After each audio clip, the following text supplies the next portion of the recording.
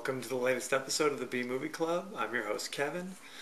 This week, we're going to be discussing the 1994 action classic, The Crow, starring Brandon Lee, Michael Wincott, Ernie Hudson. The list goes on and on. For those of you guys joining us for the first time, the B Movie Club is kind of like a book club.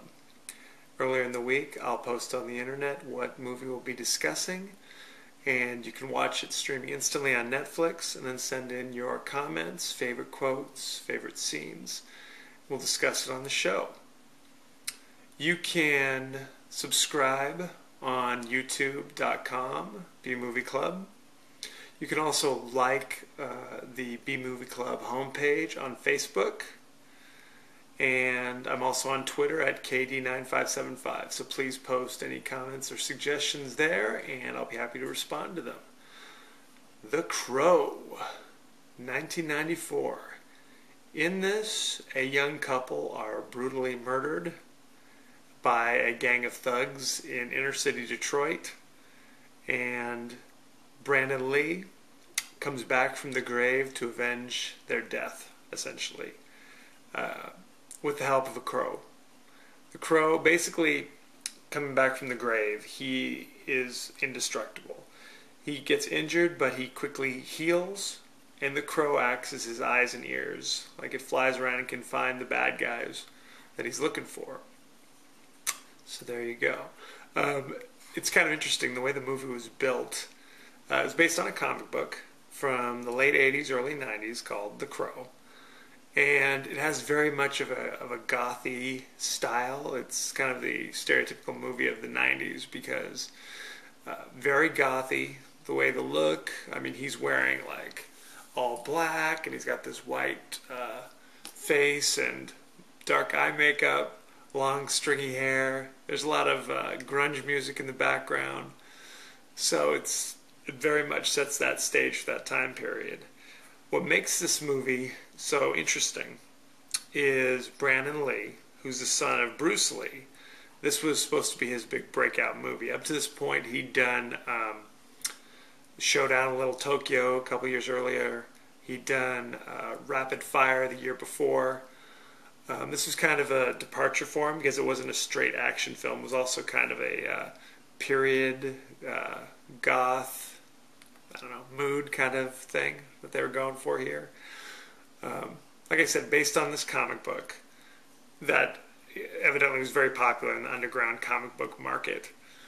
He obviously had that name recognition. Everybody's like, oh, let's check out what Bruce Lee's son is going to be doing. But during the filming of this movie, with the movie basically finished, he was actually killed on set in a horrible accident.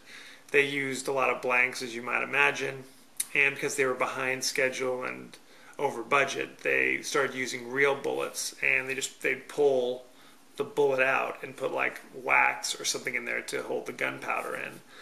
And during one of the scenes where he was shot, something flew out of the end of that bullet and actually hit him and killed him. And at that point, they were like, do we stop doing the movie? I mean, the distributor pulled out. They weren't sure if it was going to be straight to video, what the story was. But they went through and basically realized the movie's almost done. They were able to finish the movie using body doubles, computer-generated graphics. Again, there's a lot of... The few scenes that were left consisted of a lot of scenes after he comes back from the grave, basically at the beginning of the movie. So there's scenes where it's like in shadow. The movie's basically in shadow anyway.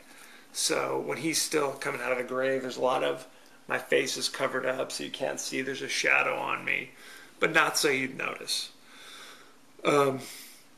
What's interesting, obviously, is Bruce Lee had died at a very young age as well. He died at age 32, just after filming Enter the Dragon. Brandon died at 28 during the filming of The Crow. So, is there a curse? I don't know. There were a lot of other mishaps that occurred during the filming. Somebody accidentally stuck themselves with a screwdriver. A disgruntled worker crashed his car in. Another electrician got shocked by electricity. So I don't know what was going on that set. After this movie, his fiance and actually his mother both sued the producers of the show and the movie makers, basically saying that they needed to have better control over the safety of the set, and it actually instituted a lot of rules after the fact to get that going. If you have not seen it, I highly recommend it. It was 86% fresh on Rotten Tomatoes, so you know it's good. Like I said, if you watch it, it has almost kind of a cartoony kind of feel. That's probably overstating it a little bit. It's not very realistic in the sense. It's kind of meant to be kind of surrealistic. And it takes place during this period called Devil's Night, which is a real thing. It occurs in the Detroit area the night before Halloween, where arson basically breaks out all over the city. I looked it up. This is a real thing.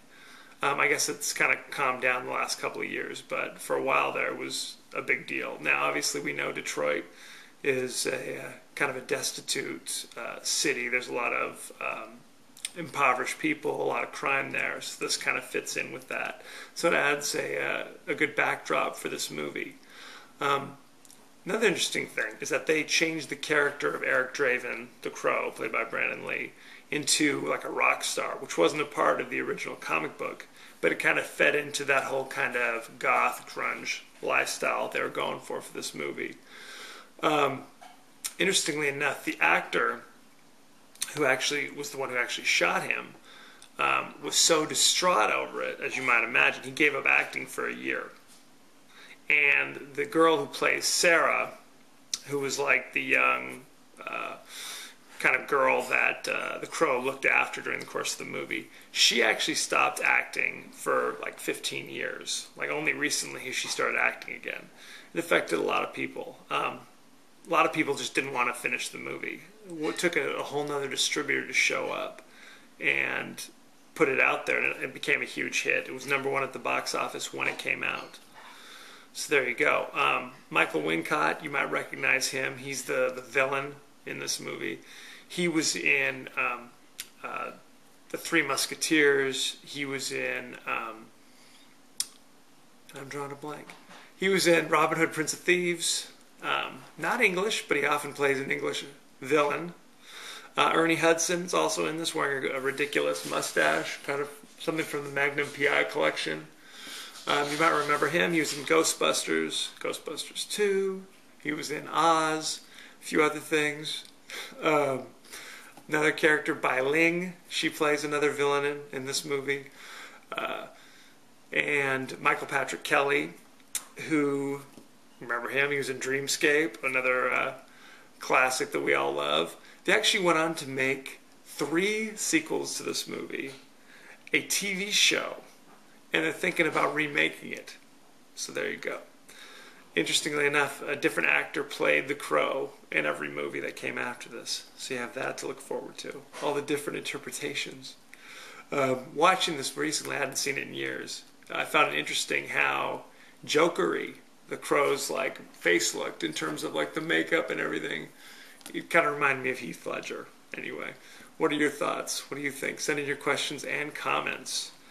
Next week, we are going to be doing the comedy classic, Back to School, starring Rodney Dangerfield. It is streaming instantly on Netflix. Go check that out.